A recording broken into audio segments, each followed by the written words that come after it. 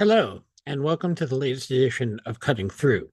I'm Mitchell Plitnick, the president of Rethinking Foreign Policy and the author of the Cutting Through newsletter on Substack. You can subscribe to Cutting Through at mitchellplitnick.substack.com, where you can also donate to support this work. And if you find this valuable, please do like and share Cutting Through with your friends and contacts. Your support is what makes it possible for us to do this. Um, as I'm recording this, US President Donald Trump is heading off to the Middle East for his first major foreign excursion during his second term as president. I'm going to have a lot more to say later in the week about what actually results from this trip.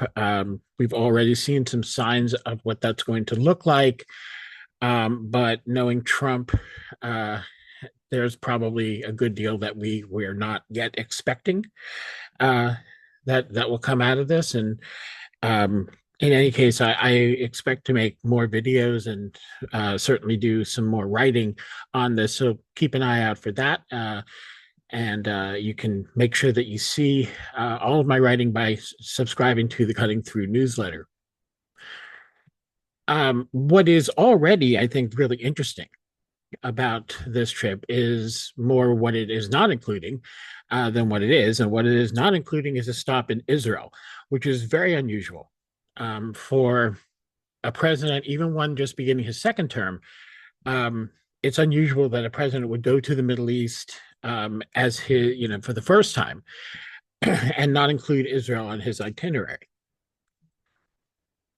Many observers see this as a sign of increasing distance between Washington and the Israeli government. And there's certainly a good deal of truth to that. Um, After Trump's first term, he spoke quite disparagingly of Netanyahu, and he certainly has come to see Netanyahu as a self interested actor who does not have loyalty. Um, and Trump demands loyalty, regardless of whether you feel it or not. He just needs you to show it and act that way, and defer to him, and continue to be uh, express your devotion to his cause. Um, Netanyahu really didn't do that, um, and Trump found that objectionable. So there was a rift there. It wasn't all that visible last year as Trump was campaigning, and then during the time between his winning the election and taking office. But it's been clear uh, uh, since Trump's been in office that he and Netanyahu are not the bosom buddies that Netanyahu would like to believe or portray them as being. And that's manifested in policy, as a matter of fact. It has been very clear that Trump does not care about Netanyahu's political position. Um, for example, he has had no qualms about embarrassing Netanyahu.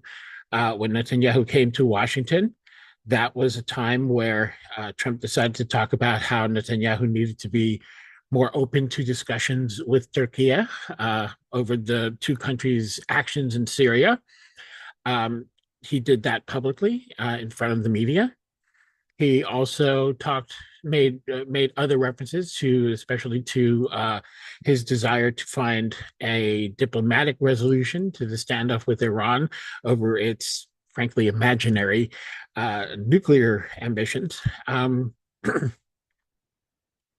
In general, it was a big loss for Netanyahu. That trip to Washington that he thought was going to be a political win for him turned out to be a setback, and it has continued. His relationship with Trump has continued to be a setback. So more recently, Trump unilaterally meaning to the exclusion of Israel, reached an agreement with Ansar Allah, known as the Houthis in Yemen, um, wherein the Houthis agreed to stop attacking American ships in the Red Sea, in exchange for which the United States would stop bombing them and bombing Yemen in general, since most of the U.S. attacks have damaged and killed civilians, as these things usually do. Um, the clear indifference that Trump showed to including Israel in that deal was very Trumpian. It was very much his America First idea, very much his notion that other countries need to pursue their own interests and not count on the United States. And I think he's made that very clear. Um, More recently, the Trump administration has held indirect talks with Hamas, which have resulted in the release of the last living American citizen that was being held captive in Gaza. Uh, and interestingly, that person was Idan Alexander, was released with no quid pro quo. There was nothing there. There was, at least so far, we have seen nothing from the Trump administration that they were doing in exchange for getting Alexander out. So again, makes Netanyahu look very bad on a number of levels, not the least of which is the notion that diplomacy, as has been proven time and time again in during the entire period of Israel's genocide in Gaza, diplomacy can get the hostages out, not warfare. Warfare is getting the hostages killed, and it's exactly what they have done. And it's just what they continue to do. And that becomes even more glaring now. And believe me, the Israeli public has noticed. It's been reflected in the Israeli media. It's been reflected in Israeli public discourse. It is quite clear. American supporters of Israel are probably still blind to it, but I mean, that's what they do with just about everything. So that's no measure. So why am I discussing this? What is the point here of listing all the different ways that Trump has uh, split in some ways from Netanyahu? First of all, the split should not be overstated. There are certainly ways in which Trump has made it clear that the United States is still supporting Israel, not the least of which is they have done nothing to stem the flow of weaponry and diplomatic support in international forums for Israel. And that will not happen. Trump is not likely at all. First of all, uh, the current memorandum of understanding with Israel runs through 2027, and Trump is not about to. He can stop weapons from going to Israel, even under that agreement, but he's not going to do that because of the strong relationship that Israel and Trump both have with the U.S. weapons manufacturers that are making a killing, literally, off of American taxpayer dollars going to, quote unquote, going to Israel when they're actually going to, for the most part, to American weapons manufacturers. But he's clearly taking some steps. He has floated, and we'll see what happens in the next couple of days. By the time you see this, something may have developed. But there has been talk that he is trying to push Israel into a permanent ceasefire. Not out of, let's be very clear about this, not out of concern for Palestinian lives or Palestinian human rights, but to please his friends in Saudi Arabia and the United Arab Emirates, who are having to deal with this constant disruption, this constant agitation among the populations that they hold under an iron fist domestically, and they don't like it. And it is just not good for them. They would like to see this end, and they know that the United States can do it. They know that Trump has certain personal restrictions. What Trump doesn't have, and what I think all of this has gone to again reinforce, and that I think is such an important point, and I think one that too many Palestinian solidarity activists, too many people involved in foreign policy, too many people involved in Middle East policy are missing too often. Trump is not concerned, and I think this has been abundantly clear. Trump is not concerned about what the so-called Israel lobby has to say about any of these actions that Trump has been taking.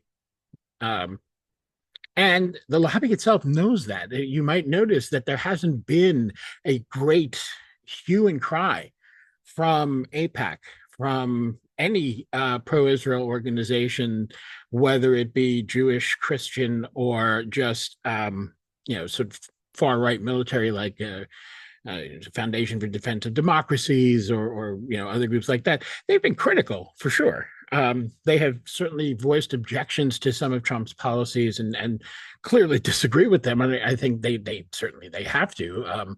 There's no way in which these things are good for Israel from their point of view. But they have not pulled out all the stops and started yelling and screaming and activating their friends in Congress who have also been pretty muted in their objections. Again, they voiced objections to Trump's policy, both Republicans and Democrats. Um, Democrats have mostly done it as a way of attacking Trump, more so than talking about quote unquote abandoning Israel, which I guarantee you Republicans would have said if Joe Biden or Barack Obama or Bill Clinton had ever taken actions like these when they were in office, and in fact did. When even lesser actions than these have been taken.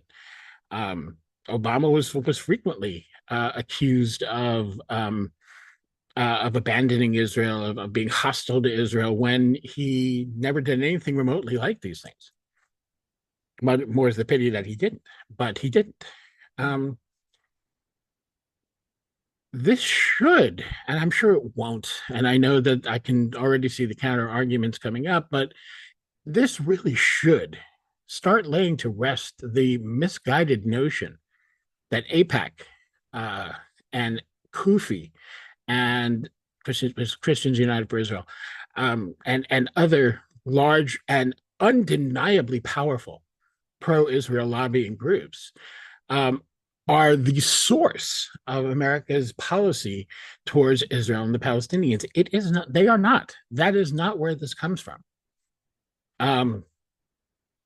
It is certainly true that AIPAC is more influential in the Democratic Party than they are in the Republican Party, largely because CUFI is such an influence on the Republican side that AIPAC does not need to marshal quite as much pressure. Also, because Israel, there are of course sectors in the Republican Party that are anti-Israel. Some of them, actually because of their own anti-Semitism. I think you can look at Marjorie Taylor Greene as a really great example of someone whose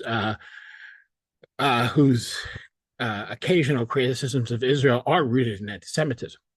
This is a woman whose agenda with the recent anti-Semitism bill, or so-called Anti-Semitism Awareness Act, what she was concerned with was that the act might prevent her from saying that the Jews killed Jesus. When she is critical of our relationship with Israel, I think we can see where that's coming from. But for the most part, the Republican base is quite supportive of Israel, based on their own ideology. The ideology of Christian Zionism is extremely powerful among Republicans. It is not really an entity of any significance among Democratic voters, or the Democratic Party itself. So AIPAC doesn't have quite the same heft in the Republican Party, but CUFI's there to make up for that. And that power is very real in terms of Congress. And it is not just electoral power, although that's significant. I mean, we can ask Jamal Bowman and Cori Bush about how significant AIPAC's electoral power is. Clearly, they have felt the brunt of that, and they are far from the first. But in order to oust people like Bowman, to oust people like Cori Bush, and we note, by the way, that they have not been able to oust Rashida Tlaib or Ilhan Omar,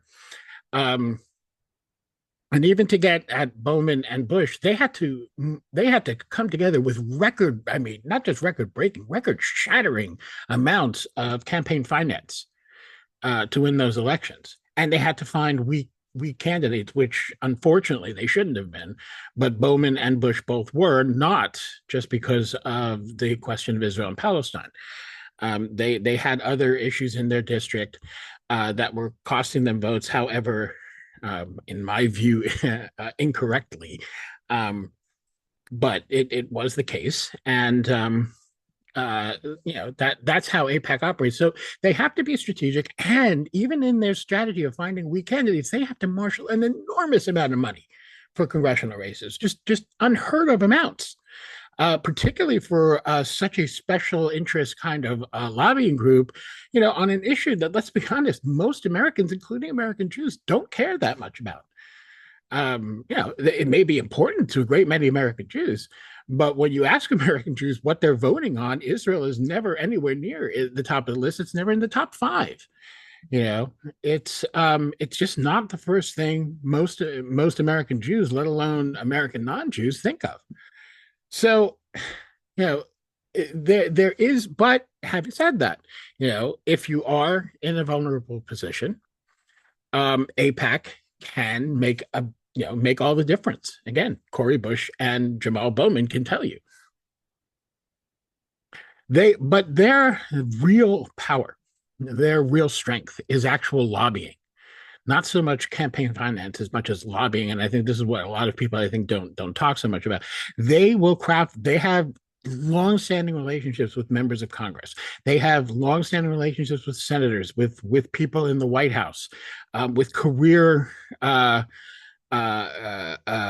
diplomats in the State Department. They have these relationships and they use them. They craft legislation themselves that they work with members of Congress to coordinate and bring together coalitions and word the legislation in such a way so that they can pass it, usually overwhelmingly, and that kind of thing sends a message.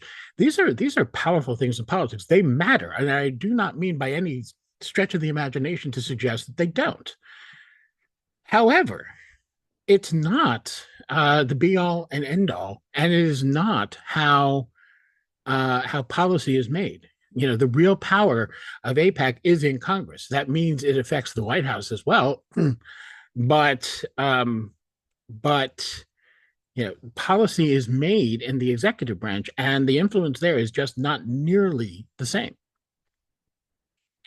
Presidential politics may be important, but AIPAC's ability to influence those is quite different, I think, than what most people perceive. If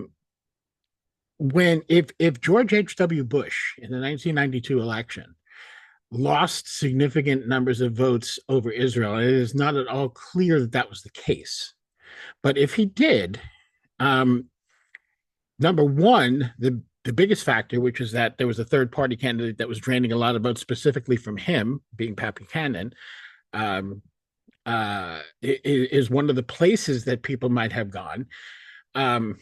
Although Buchanan himself was largely perceived as anti-Israel. But if conservatives were disillusioned with Bush on Israel, theoretically they might have said, okay, so we're not going to vote on that issue at all, and we're going to look at some other things, and maybe they wanted the more libertarian Buchanan versus Bush. You can make that case, I suppose. It's not a very strong one, and in general, even with any of that, had Buchanan not run, Bush almost certainly would have won that election. People have also blamed the Israel lobby for Jimmy Carter's loss in 1980, which I think is thoroughly absurd, considering the fact that through some fault of Carter's, but largely because of decisions made by Richard Nixon 10 years earlier, or 8 years earlier, the United States economy was reeling in a very, very harsh way. And I think that made Carter vulnerable. I don't think the Iran hostage situation would have had the effect it did. And I don't think that effect is nearly as great as it is often said. Again, these are topics that I would have to go into at great length to really make the case. But presidential politics are not determined. In general, they're not determined by foreign policy at all. And they're certainly not determined by Israel-Palestine, an issue that most people in this country are not particularly connected to. Which is not to say that they are not that the executive, particularly White House staff, are not influenced by these questions. I know from talking to people who have had senior positions at the State Department and on White House staffs that these political domestic considerations, when they were talking about the Middle East, were usually the first topic that was broached whenever their assessment meetings were coming up, and they would have these conversations. Okay, so what does it mean domestically? And then they would go on. But policy essentially is formed based on geostrategic interests. And what's happening now is we're seeing a president whose view of geopolitics is radically different. They're radically different, frankly, from even Trump's own first term, but they're certainly even more radically different from uh, Republican and Democratic presidents of the past. Um, but that calculation, that geopolitical calculation, has always been that Israel offers certain benefits. There is a deep relationship that the United States has with Israel, economically, research and development. I mean, it's just on many, many American businesses in many fields uh, work a lot with Israeli corporations. And certainly research and development and military technology. There's also the issues of intelligence, although from what I have been able to glean from both from public statements and also from talking to people who have retired from intelligence services over the past 5 to 10 years. Um, from talking to those folks, it really seems like that part of it is not all that big a deal anymore. U.S. intelligence in the Middle East has gotten a lot better, and Israeli intelligence, frankly, has gotten considerably worse. It's not anywhere near what it used to be. Um, and so that is less important, but it is extremely important to the United States to have a client state in the middle of that region that is so strategically important, not only because of the oil, but also for just on the ground reasons. The location of the Middle East, as being that place that is between, that is sort of the point, the if you will, three corners point between Africa, Asia, and Europe. Strategically very important. The oil obviously is the bigger issue for now, but even longer term, there will still be geostrategically a lot of importance for the middle of in the Middle East. These are the issues that drive the U.S. alliance with Israel, and even though Israel has at times not proven to be the most reliable ally, they are an ally that is always there and that is essentially, in its orientation, a Western state, a Western liberal style, capital L, liberal style state that mirrors in both its strengths and its flaws, like colonialism and apartheid and racism, the United States and Europe. There is a sense of simpatico. There's a sense of reliability.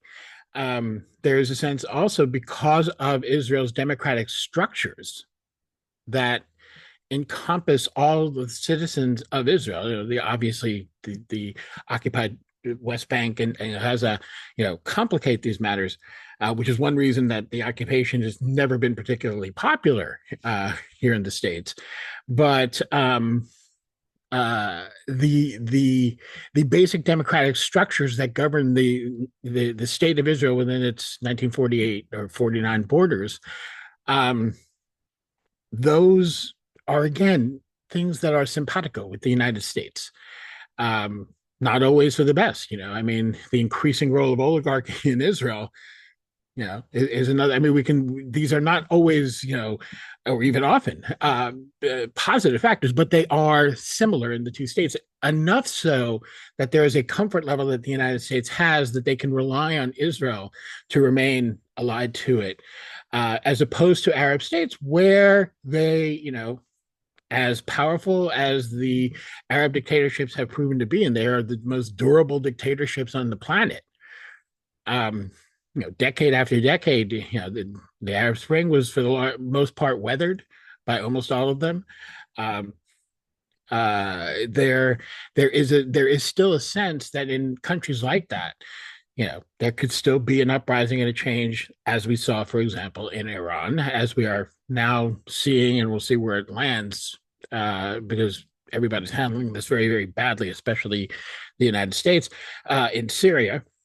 Um, all of those things make Israel the reliable power. On the Palestinian side, what do the Palestinians offer?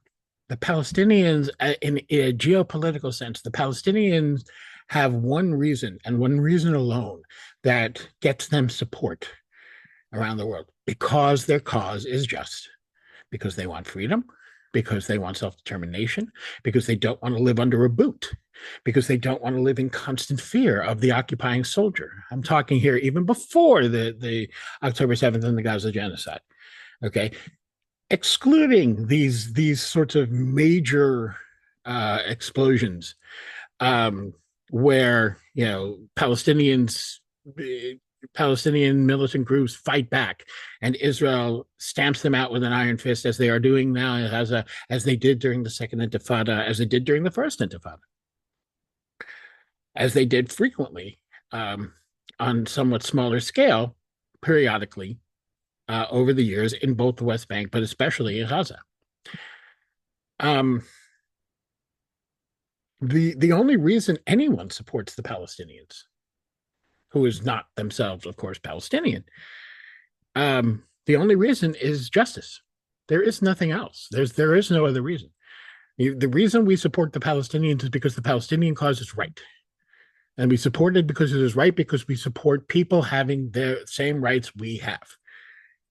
That's why we support Palestinians. Or that's in the West. In other countries, and other places, and including some parts of the West, support the Palestinians because they are fighting for the same things that those people are fighting for. If you live in an authoritarian state, you are fighting the authoritarian state and resisting the authoritarian state, and so are the Palestinians. So there's a solidarity there, but it's all on an ethical and moral basis. There's no geostrategic reason to support the Palestinians, and that is why American policy and European policy is the way it is. In Europe, it's a little less myopic, perhaps.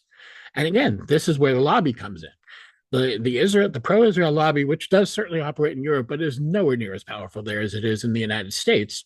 One of the things it does, to an incredible extent, and does, let's face it, very, very well, is shape the narrative. Now, that has frayed in recent years, but it hasn't frayed so much because of them. It's frayed much more because Israel has gotten so much more extreme, has gotten so much less careful in hiding its apartheid nature, that, I mean, it just, it really, from, I would say, after the Second Intifada, but certainly from 2008, and that attack, the end of 2008, Al-Gaza, and the periodic attacks in 2012 and 2014, leading up to the current genocide, those became much higher profile. Part of that's the internet age. Part of that's the smartphones that the people have been able to actually show us what's happening to them. But for the most part, this hasn't been because the lobbies failed. It's been because Israel has made it impossible to cover up their crimes. They have become so extreme and so blatant and so hubristic because of the impunity granted them by the United States and Europe, that it has been a lot harder. But even so, if you look at the amount of genocide denial in the United States right now, I mean, it's stunning. How many people? It's right there. It's on the news. It's in even the New York Times and Washington Post, which have been terrible in their coverage on this. Even on CNN, which has also been awful. There's still reports of how bad the genocide is, and yet it continues to get denied. How does that happen? Well, this is what happens when you shape a discourse, so people are already receptive now. And that is a major role that the lobby plays. But in the last analysis, policy is the way it is because the Palestinians don't offer anything of measure. And that is the case, especially for Donald Trump. Palestinians can offer him nothing. Trump is not just America first. Trump is also, as we know, Trump first. And he loves Qatar because Qatar is about to give him a $750 million plane that he will use as Air Force One while he's in office, and then donate to the Trump Library so he can use it whenever he wants for the rest of his life after he's out of office. It's this massive luxury liner that is just it's insane. Um, I mean, it's the kind of gift you give to the emperor, who the most powerful emperor of all time, which is how Trump envisions himself. Um, none of these decisions have anything to do with the Israel lobby. Um, and that is not, as I explained, where policy is created.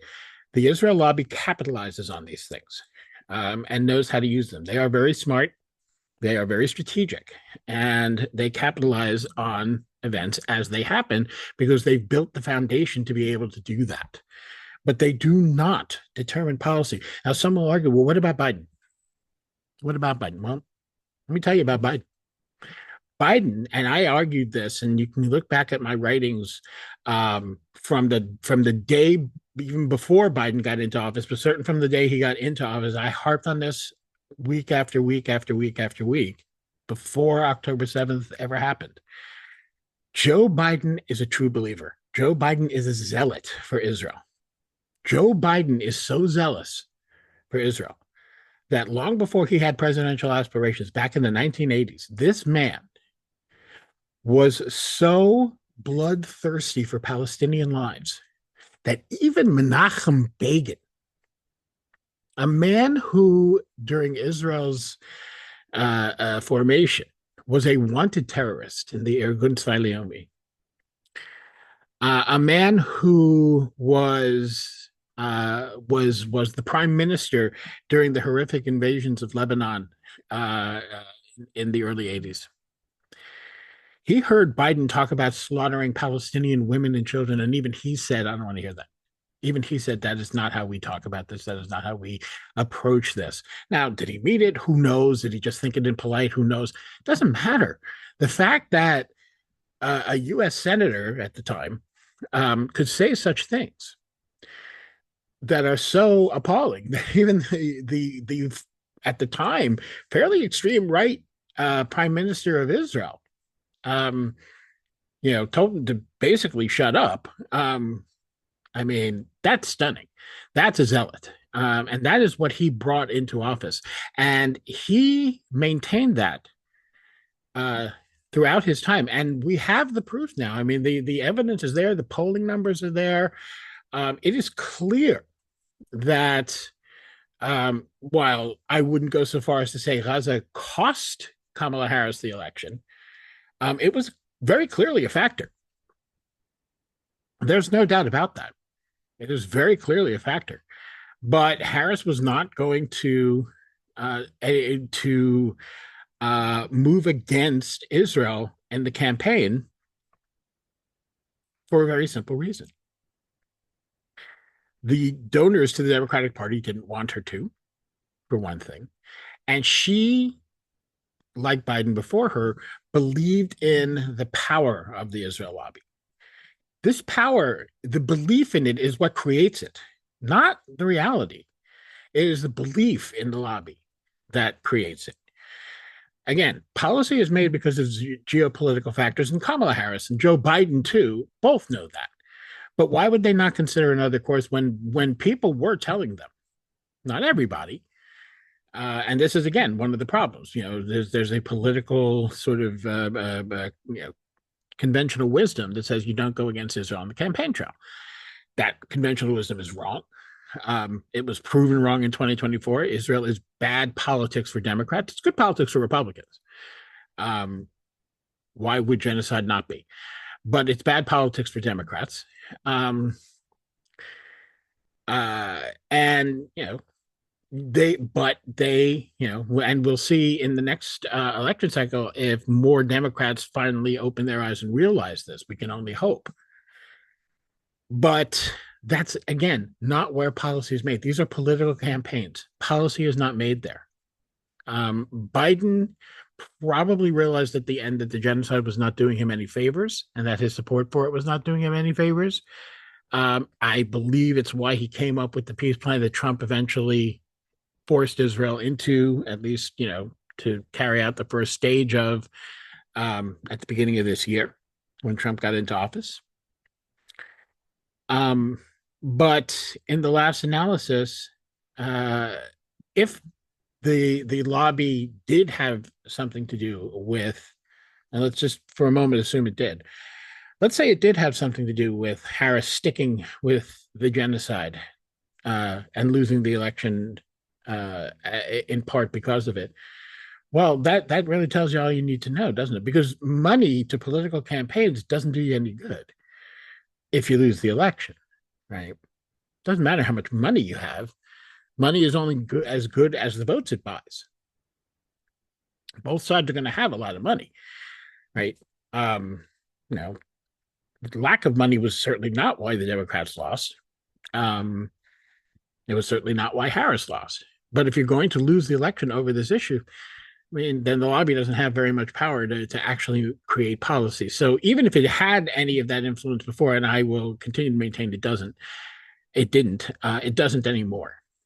That doesn't mean that activist groups shouldn't be directing their activism against the lobby. That's the arena in which we all fight, because when it comes to geopolitical realities, there's not much activists can do to change that. People who work in think tanks, people who write in-depth pieces, people who do videos like this one, might be able to convince, put out there some thinking that is a little bit different. But protesting doesn't change anything as far as the geopolitical strategy goes. It changes things as far as domestic politics goes. And that's where AIPAC has its strength, and that's where we can fight. And so we should still be fighting them. But it's important to also recognize where we are now. Where we are now is we have a president who is extremely transactional and extremely self-centered. And his problem with Israel, ironically, has nothing to do also with genocide. He doesn't care about that. He cares. The only reason he might push now for a ceasefire is because the Saudis and the Emiratis will ask him to, and may make it worth his while to push on Israel. But the truth of the matter is that's the problem that Israel is now facing. Because yes, the Palestinians don't offer anything geostrategically. Israel certainly still does. So when it's only Israel versus the Palestinians, it's a geostrategic no-brainer. The United States and Europe are going to back Israel because it's in their interest to do so. But for the Saudis and the Emiratis and other Gulf states, for Arab states in general, the calculus is very, very different. They are looking at this and they're saying, Israel offers us nothing. And outside of what it can do for paving the way towards better relations and better business relations, especially with the United States and with Europe. That's Israel's chief value to these countries. Certainly the Israeli market means something, but it's still a small country and it always will be. And Trump is looking at this and saying, look, I can get, when he goes and announces something like whatever it was, what was it, $650 billion investment from Saudi Arabia. I mean, that's just that's a ridiculous amount of money in terms of Israel. Israel could never. I mean, Israel couldn't talk about investing 10% of that. It's just too small a country. It doesn't have oil. It has thriving industries in tech and various telecommunications and spyware, and it does all right for itself economically, but it only has 7 or 8 million people to support, and it doesn't finance the sort of lavish lifestyles that leaders in UAE and Saudi Arabia and Qatar and places like that live, and those lifestyles are tied into those governments, and there are big major arms deals and major business deals that are done and huge construction projects. It's just way beyond Israel's means to do that. Trump sees this. Trump understands where the money is. Money is not in Israel. It's in Saudi Arabia, and it's in the UAE, and it's in the Persian Gulf in general. It's one of the reasons he doesn't want to see a big disruptive war there with Iran. These are all the things that Arab states can offer him.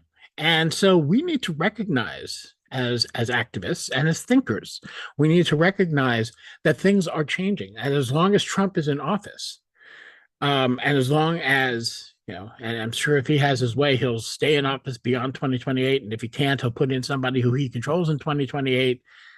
I'm sure this is what he envisions, and it's quite possible he'll succeed. And these are terrible things to contemplate. And, you know, apart from this issue, we need to do a lot to make sure those things don't happen. But when it comes to Palestine, there is an opportunity here. There's an opportunity to see what the Saudis and the Emiratis will do to kind of push Trump to pressure Israel.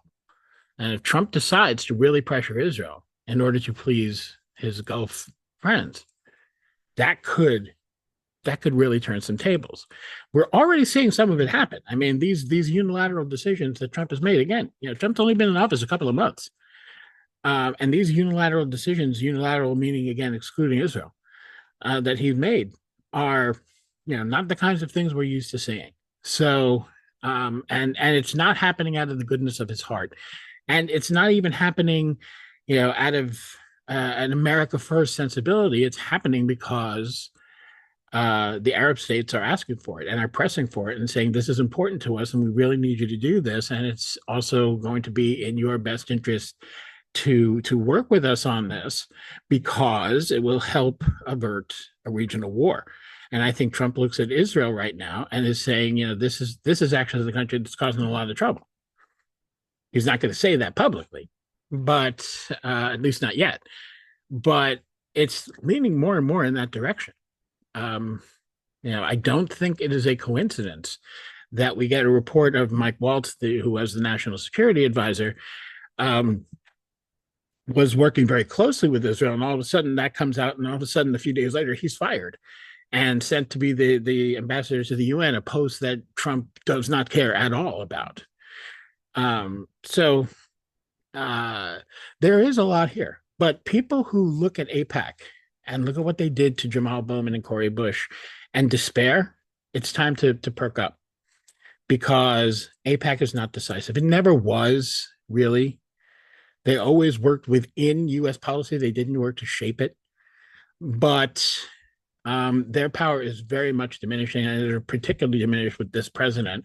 One of the few good things we can say about Donald Trump. We need to take advantage of it.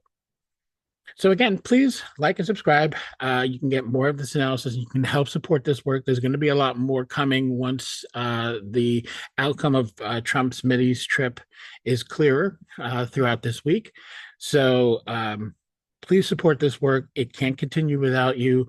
If you can donate, if you can become a paid subscriber, you can do that at mitchellplitnick.substack.com.